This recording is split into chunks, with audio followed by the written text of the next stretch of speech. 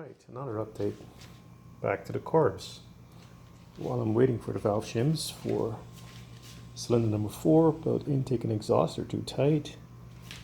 And on number 1, intake is too tight. So I've got 3 shims on the way. But while I'm waiting for that, I decided to ungang the carbs, double check the float heights, both sides, because I only looked at one side earlier. But one of the members of the forum, Steve, brought it to my attention that I need to look at both sides. I assumed given it's one unit they would be equal.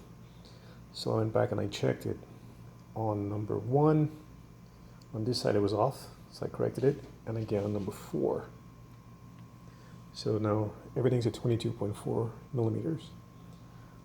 On the number 4 carb, sorry, this is number 1's carb, I took the needle valve back out because it was broken when I got it.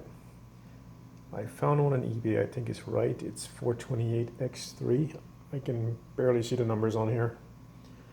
But when it shows up, I'll compare the two, make sure that the needle goes as deep into it as it does with this one, just to be safe. I'm waiting on that. I got some new O-rings on the way because these vacuum tees, they feel kind of loose. And I'm wondering if I was having a vacuum leak when I was hard starting as well. Even with the new O-rings, there's just no bite there, as it is with the O-rings in the fuel tubes.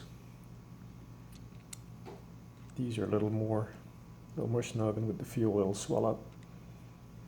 So I've got a complete set of O-rings on the way, so I'm going to go ahead and change these and those, both sides. Again, these were from a K&L kit that I bought on eBay, but the new ones are from the recommended vendor on the forum, Robert. So they're on the way. I will change all of these O-rings here. Everything else seems to be operational. No leaks. I didn't have any leaks coming out of the choke mechanism, so I will leave those intact. So I am just waiting. I'll get all of these bolts back on. This one was, I will leave off because I'm waiting again for this needle valve. Yeah, waiting on that. Everything else is good. Gaskets are still good, luckily. I didn't damage them, taking them back off. So that is the update on the carbs.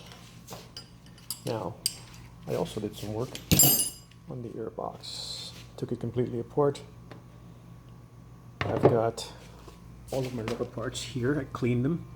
I'm going to be soaking them in the solution to make them pliable again, because I don't want any leaks. It moves, a little bit of movement, but even the seat rubber, everything's going to get soaked and get life, bred back into them before I reassemble the airbox. So there'll be no vacuum leaks. I had some material.